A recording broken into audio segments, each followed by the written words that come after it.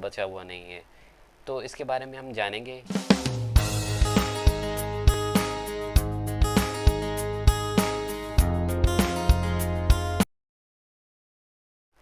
Hello friends, मैं हूं doctor F A Khan, empty neuro, और आज हम बात करने जा रहे हैं यूरिक एसिड के बारे में। जैसा कि देखा गया है आजकल ये सिम्टम बहुत कॉमन हो गया है, मेल हो फीमेल हो हर किसी में ये देखने को मिल रहा है। इससे आजकल कोई बचा हुआ नहीं है। तो इसके बारे में हम जानेंगे यूरिक एसिड होती क्या है, डेफिनेशन क्या है उसकी, उसका मैकेनिज्म क्या क्या है, कॉजेज़ क्या क्या होते हैं, क्या कारण है यूरिक एसिड का बनने का और कैसे कलेक्ट होती है, सिम्टम्स क्या क्या होंगे, सिम्टम्स के बाद हम इसको कैसे इन्वेस्टिगेट करेंगे, हाई रिस्क क्या क्या होता है, इन्वेस्टिगेट करने के बाद नॉर्मल रेंजेस क्या क्या हैं, और उसका डायग्नोसिस कैसे बनाएंगे और ट्रीटमेंट कैसे करेंगे। इसके साथ ये भी बात करेंगे कि इसमें क्या डाइट लेनी चाहिए और क्या नहीं लेनी चाहिए। चलिए आइए शुरू करते हैं। तो जैसा कि हम बात कर रहे हैं यूरिक एसिड के बारे में, तो यूरिक एसिड क्या होती है उसका पहले देख लेते हैं मैकेनिज़्म क्या है। जैसे कि हम रोज़मर्रा की ज़िंदगी में अपने काफ़ी ऐसी चीज़ें खाते हैं, फूड मटेरियल्स लेते हैं, मटर है, गोभी है, पालक है, या मीट हो गया, चिकन हो गया, बियर हो गया। ये सारी चीज़ें जो है बहुत ईज़िली हमारे किडनी से डाइजेस्ट नहीं हो पाती और प्यूरिन जो है वो नहीं निकाल पाता है किडनी हमारा। तो बेसिक यहाँ पर मैकेनिज्म क्या आता है कि प्यूरिन जो हमारी खाने चीज़ों से मिलती है, यानी फूड सप्लीमेंट से प्यूरिन के ब्रेकडाउन यानी टूटने से यूरिक एसिड बनता है। और यूरिक एसिड को जो एक्सक्रीट करती है वो करती है किडनी थ्रू यूरिन। अगर प्यूरिन के ब्रेकडाउन से यूरिक एसिड बन रहा है और उसको हमारी किडनी फ्लैश आउट नहीं कर पा रही है, यूरिन के थ्रू बाहर नहीं निकाल पा रही है, तो हमारी बॉडी में यूरिक एसिड जमा होने लगेगा। और ये जमा होगा वो हमारे छोटे छोटे स्मॉल जॉइंट्स में होगा, लार्ज जॉइंट में भी होगा, और जमा होने के बाद वहाँ पर सूजन, इन्फ्लेमेशन, दर्द पैदा कर देगा। अब इसका देख लेते हैं कि कॉजेज़ क्या क्या होते हैं। तो पहला कॉजेज़ तो ये है कि हमने प्यूरिन वाली सप्लीमेंट ज़्यादा लेना शुरू कर दिया है, यानी जिन चीज़ों में प्यूरिन ज़्यादा होती है उनको हमने इनटेक ज़्यादा कर दिया। तो अगर हम इनटेक ज़्यादा करेंगे तो इतना ईजिली एक्सक्रीट हमारी किडनी नहीं कर पाएगी, उसको बाहर नहीं निकाल पाएगी, तो हमारे पास प्यूरिन ज़्यादा कलेक्ट हो जाने लगेगा, उसका ब्रेकडाउन होगा और यूरिक एसिड मिलने लगेगी। तो फर्स्ट कॉज ये है। सेकेंड कॉज आता है कि आप ले तो कम रहे हैं बट किडनी हमारी प्रॉपर फंक्शनिंग में नहीं है, उसमें कोई प्रॉब्लम है, कोई डिजीज़ है जिसकी वजह से हमारी किडनी यूरिक एसिड को बाहर नहीं निकाल पा रही। तो उन सूरतों में भी आपको प्यूरिन ज़्यादा मिलेगा और प्यूरिन के ब्रेकडाउन से यूरिक एसिड। तीसरी कॉज आ रही है कि आप इनटेक इतना ज़्यादा हाई कर रहे हो और किडनी में भी इशू है कि प्रोसेसिंग किडनी इतने अच्छे से नहीं कर पा रही है, यानी ले रहे हो आप इतना अमाउंट में ले भी नहीं रहे हो और किडनी भी कुछ प्रॉब्लम कर रही है, यानी कोई डिजीज़ है उसकी वजह से। तो किडनी आउट तो कर रही है लेकिन प्रॉपर तरीके से नहीं कर पा रही है और प्यूरिन के ब्रेकडाउन होने से यूरिक एसिड कलेक्ट होने लग रहा है। तो ये 3 बेसिक कॉजेज़ होते हैं। अब आइए बात करते हैं कि सिम्टम्स क्या क्या हैं। तो अगर ये जॉइंट हमारे जॉइंट्स में जो है क्रिस्टल फॉर्म में कलेक्ट होने लगेगी, तो जब क्रिस्टल फॉर्म में जैसे कि हमारे मान लीजिए स्मॉल जॉइंट आता है फिंगर में कलेक्ट होगी, तो करेक्ट होगी यहाँ पर सूजन, इन्फ्लेमेशन करने लगेगी, इन्फ्लेमेशन करेगी जिसमें पेन, स्वेलिंग, स्टिफनेस, रिजिडिटी, ये कॉमन सिम्टम आपको देखने को मिलेंगे। अब क्योंकि जैसे हमारा कोई स्मॉल जॉइंट है, स्मॉल जॉइंट में हमारा वहाँ पर कलेक्ट हो गया छोटे छोटे पार्टिकल्स, क्रिस्टल यूरिक एसिड की फॉर्म में कलेक्ट हो रहे हैं। अब हमारी बॉडी मैकेनिज्म जो है, डिफेंस मैकेनिज्म, वो क्या काम करती है, उसे फाइट करती है, फाइट करके उसको ब्रेक डाउन कोशिश करती है और उसके बाद उसको आउट करने की कोशिश करती है। तो इस प्रोसेस में इन्फ्लेमेशन वहाँ पर जनरेट होता रहता है। अब इन्फ्लेमेशन की वजह से कुछ साइन आते हैं, जैसे कि पहला साइन है पेन आएगा, स्वेलिंग आएगी, स्टिफनेस आएगी और लोकल टेम्परेचर आपका रेज होगा। इतनी कॉमन चीज़ें देखने को मिलती हैं। जैसे कि अगर हमारे पास कोई पेशेंट आता है तो हमें किस टाइप का सिम्टम्स देगा, सिम्टम में क्या क्या वो बताता है, और उसके बाद हमें ये चेक करना है कि हमें साइंस क्या क्या मिल रहे हैं, क्या ये यूरिक एसिड का ही साइन है। इसके लिए हम उसको देखेंगे, चेक करेंगे, प्रॉपर तरीके से एग्जामिन करेंगे। तो सबसे पहले हम देखेंगे पेशेंट जब भी हमारे पास आएगा तो वो कंप्लेन करेगा कि उसको दर्द हो रही है, दर्द होगी, सूजन होगी, स्टिफनेस होगी, रिजिड होगी। ये जॉइंट्स में उसको दर्द भी मिलेगा, जो दर्द के साथ जो है सूजन भी होगी, इन्फ्लेमेशन भी देखने को मिलती है, उसके साइंस देखने को मिलते हैं। फिर भी जब वो काम करे, कुछ भी काम होगा तो उसको बोलेगा कि पेन हो रहा है, मुझे सूजन हो रही है।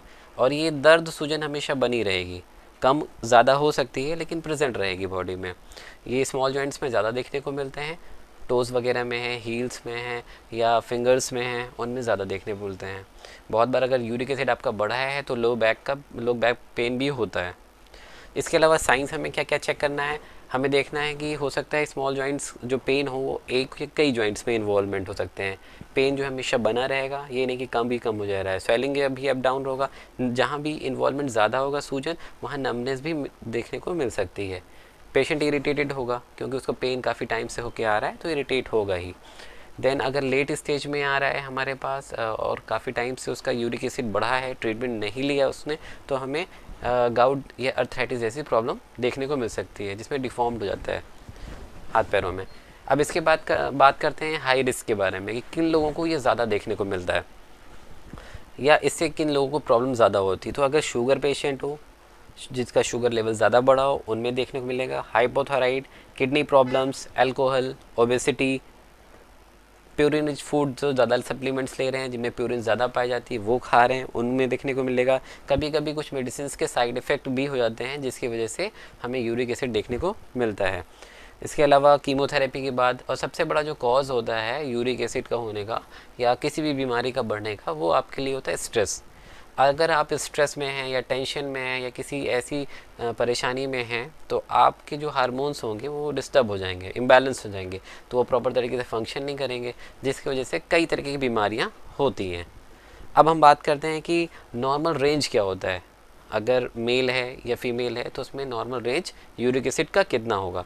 तो अगर मेल परसेंट है तो उसमें 2.5 से 7 mg/dl आपका नॉर्मल रेंज होता है। फीमेल है तो उसमें 1.5 से 6.0 mg/dl इनका नॉर्मल रेंज होता है। बहुत बार ऐसा भी देखा गया है, बहुत से पेशेंटों में देखा गया है कि यूरिक एसिड का लेवल ज़्यादा नहीं है तब भी सिम्टम्स आ रहे हैं, या कॉमन 7 तक की सिम्टम्स नहीं आ रहे हैं। तो ये भी पता चलता है कि पेशेंट टू पेशेंट थोड़ा सा वेरिएशन आता है। इसके अलावा अगर आपका यूरिक एसिड बढ़ा होगा तो इस कंडीशन को हाइपर यूरिसीमिया भी बोलते हैं। अगर यूरिक एसिड बढ़ा तो उसको हम लोग हाइपर यूरिसीमिया मेडिकल टर्मिनोलॉजी के नाम पे बोलते हैं। और अगर आपका यूरिक एसिड लेवल कम हो जाता है तो उसको हाइपोरीसीमिया बोलते हैं। तो ऐसा नहीं है कि अगर आपका यूरिक एसिड बढ़ा है तो ही सिम्टम्स आ रहे हैं। अगर आपका यूरिक एसिड कम भी हो रहा है बॉडी में, तब भी आपको प्रॉब्लम फेस करने को मिलेगी, तब भी आपके पास बहुत सी डिजीज़ आ जा सकती हैं। क्योंकि बेसिकली यूरिक एसिड बहुत आपकी बॉडी में कई तरह के काम करता है, जिसमें से एक है एंटीऑक्सीडेंट का।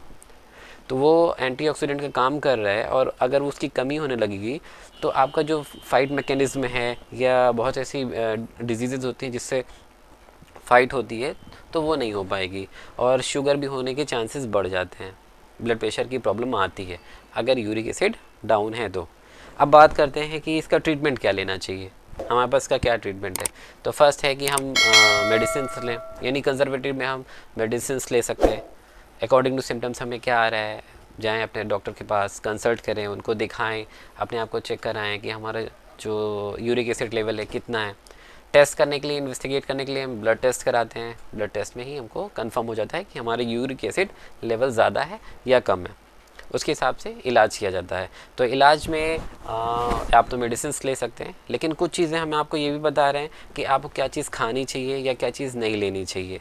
प्लस सबसे बड़ा इसका रोल है एक्सरसाइज और पानी ज़्यादा पीना, यानी वाटर इनटेक। तो चलिए बात करते हैं कि अवॉइड क्या क्या हमें करना है ताकि हम इस चीज़ों से बचे रहें। जब हम प्यूरिन सप्लीमेंट लेंगे ही नहीं तो हमारी बॉडी में इतना यूरिक एसिड फॉर्म ही नहीं होगा। तो फर्स्ट आता है अल्कोहल हो गया। शुगर अगर आप ज़्यादा मीठा पसंद करते हैं, लेते हैं, अगर आपको हो रहा है यूरिक एसिड या हुआ है तो आप उसको अवॉइड करिए। उसके अलावा डेयरी प्रोडक्ट्स आते हैं, रेड मीट तो बिल्कुल मत खाइए, उससे बहुत जल्दी यूरिक एसिड आपका रेज करता है।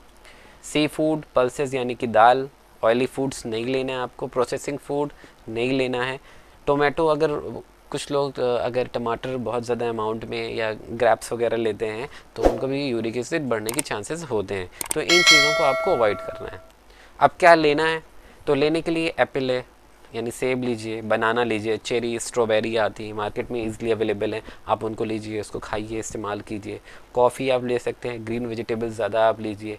सिट्रिक फूड बहुत अच्छा है क्योंकि सिट्रिक फूड में आपकी विटामिन सी मिलता है और ये हेल्प करता है फाइट मैकेनिज्म में भी, तो पेन को भी आपको रिड्यूस करेगा। देन फाइबर इंटेक ज़्यादा करना है, हाई फाइबर डाइट्स लीजिए। वेट अगर आपका ज़्यादा है और आपको अगर अर्थराइटिस या गाउटी की प्रॉब्लम आ रही है यूरिक एसिड में, क्योंकि जॉइंट्स में इन्वॉल्वमेंट होता है तो मसल्स जॉइंट्स में पेन होता ही है, सूजन में होता ही है, तो वेट रिड्यूस करना बहुत मायने रखता है। इसके अलावा है अगर आपको दर्द है, सूजन है, तो आइस पैक्स आते हैं कोल्ड थेरेपी के लिए, वो यूज़ कर सकते हैं। और गर्म सिकाई से भी यानी हॉट फर्मेंटेशन से भी सिकाई कर सकते हैं। एक्सरसाइजेज इसमें बहुत अहम रोल रखती है, क्योंकि अगर आप एक्सरसाइजेज नहीं करेंगे तो आपका सर्कुलेशन इम्प्रूव नहीं होगा। तो वाटर इनटेक और एक्सरसाइजेज एक नॉर्मल चीज़ है जो आपको बढ़ानी है, जिससे आपका जितना भी कलेक्ट जॉइंट, स्मॉल जॉइंट्स में क्रिस्टल फॉर्म में यूरिक एसिड है वो आपके मूवमेंट्स